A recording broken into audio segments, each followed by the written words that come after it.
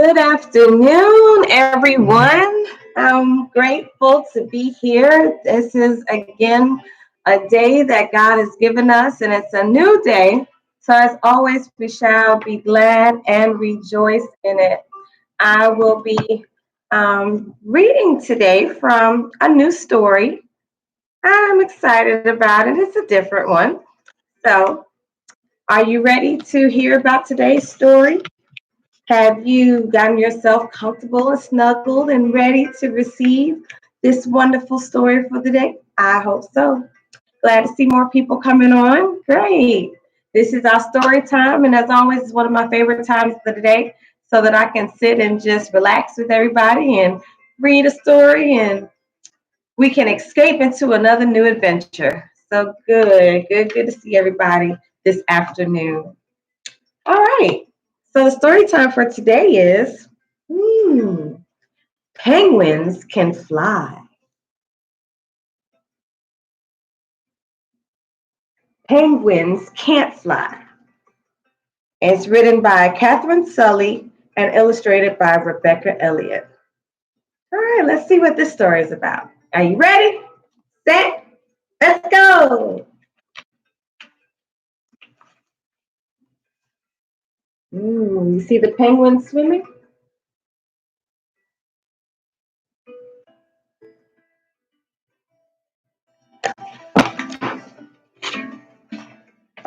Penguins can't fly. Once there were two little penguin chicks. Their eggs had hatched on the same day, and they were each known as Quentin and Billy. They were baby chicks, and they played together. They played peekaboo, called each other silly names like Tinker and Chilly Billy. You remember the game peekaboo? Peekaboo, peekaboo. That's what they were playing. Quentin and Billy.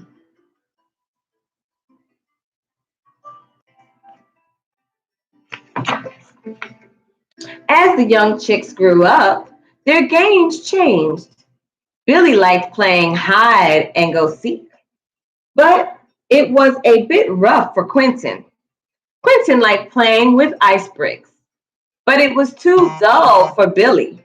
They did, however, make a den together once.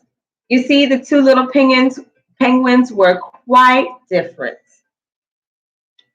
So there they go, playing peekaboo, hide and go seek. That's a fun game. And there goes Quentin and Billy making a den together. You can already tell they're quite different. Mm. Quentin liked knowing all things, like what was all the fish called, how many different types of snow there were, and best of all, how far away the stars were. So this was Quentin's interest. He liked to know all about the different fish. Can you name those different kind of fish? Hmm. I want to say I know what this one is, but I'm not really sure. That's not a starfish, is it? That one is a shark. Yeah, you see the thick fin? That's a shark. I don't know what that is. We'll call it a bluefish. Bluefish. And a different type of snowflakes. Did you know there were different snowflakes? Mm-hmm. Different shapes. And how far the stars were. That's Quentin's favorite. Billy loved doing things like skating down steep slopes, hurling snowballs, and doing belly flops along the ice. In fact, Billy was always getting into trouble. There goes Billy going down the slope, throwing snowballs and flopping on ice. Billy sounds a lot like me. Which one do you like? Are you more like Quentin or you like Billy? I like Billy. I like to throw snowballs. This was especially true at school. You see, Billy just couldn't sit still. Me neither. He tried to be good, but he always ended up getting into trouble. Sit still, Billy, his teacher would say. How are you ever going to learn after an A when you're older if you can't learn to sit still? One particular morning, Billy fidgeted so much that his teacher scolded him again. Oh boy, Billy's always getting in trouble. Yep, that was me. That might be some of us too, still getting in trouble. We need to stop that. Got to pay attention.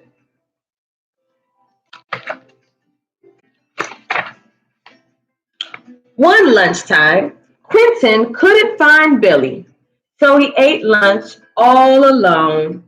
He was gazing at the clouds when some gulls flew by. Quack, quack, quack. Hello, squalled one gull. What are you doing here? I'm looking at the clouds, replied Quentin. I think we're in for a snowstorm. Quack, quack, a snowstorm? Squalled the gull. Yes, said Quentin. It's not good weather for birds. Well, quack, quack, how do you know? Asked the other gull. You're not a real bird. I am a real bird, said Quentin. I have feathers and a beak, and I hatched from an egg. Squawk, squawk, squawk. But you can't fly, can you? Before Quentin could think of a reply, the gulls had swooped down and stolen his lunch. Oh, poor Quentin. He was talking to the other birds, but he realized he couldn't fly like them.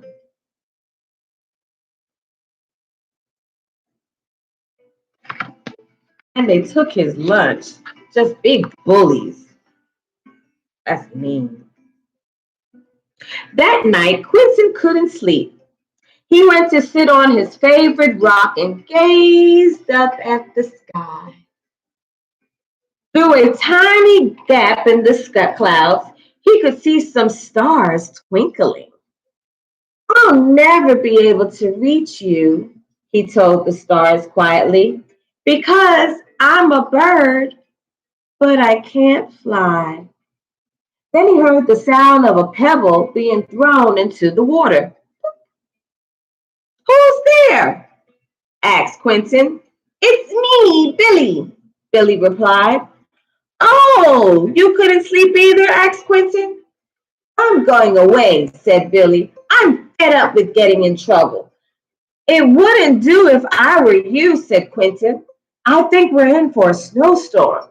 But there was no reply, and Billy was gone.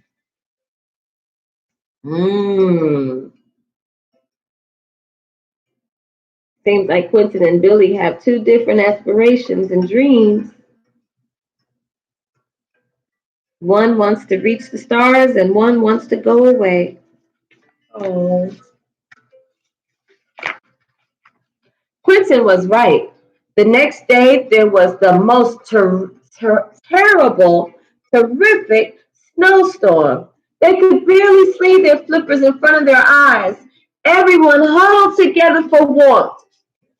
They were cold.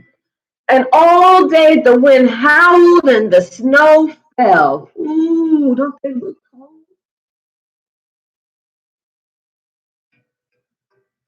Ooh. Yeah. That evening, Quentin heard a voice calling, Billy, Billy, it's Mom, Billy. Have you seen Billy? He never knew where he could have been, except Quentin knew. Uh-oh, there goes his mom, Billy's mom, looking for Quentin. For Billy.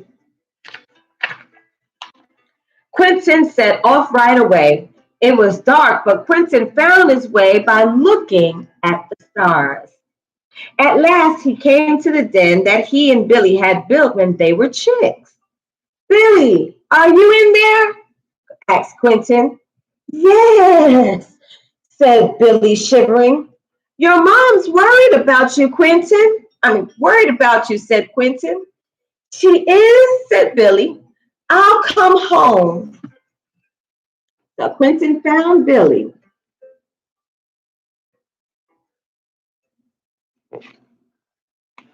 Looks like it's really cold out there.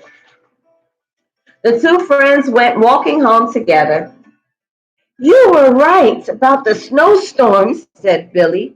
Quentin told Billy about the gulls, too. Of course we're real birds, said Billy. We just swim instead of fly. I'm not sure I'm able to swim, said Quentin.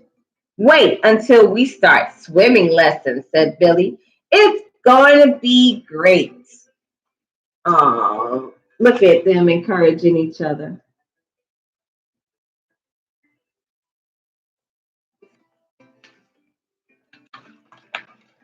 Quentin didn't have to wait very long. That week at school, they practiced lining up, hopping, skimming, and twisting in the ice. Billy had a great time and didn't get into trouble once.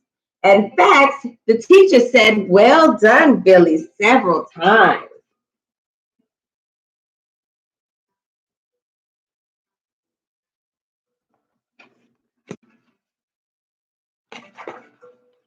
When it was time for them to take their first dive, Quentin wasn't looking forward to it. But here comes Billy. Don't worry, Billy said. It's going to be great. Billy leaped into the water, making a huge splash. Quentin stood at the edge of the rock and gazed into the water. Here goes Billy in the water. But Quentin was too afraid.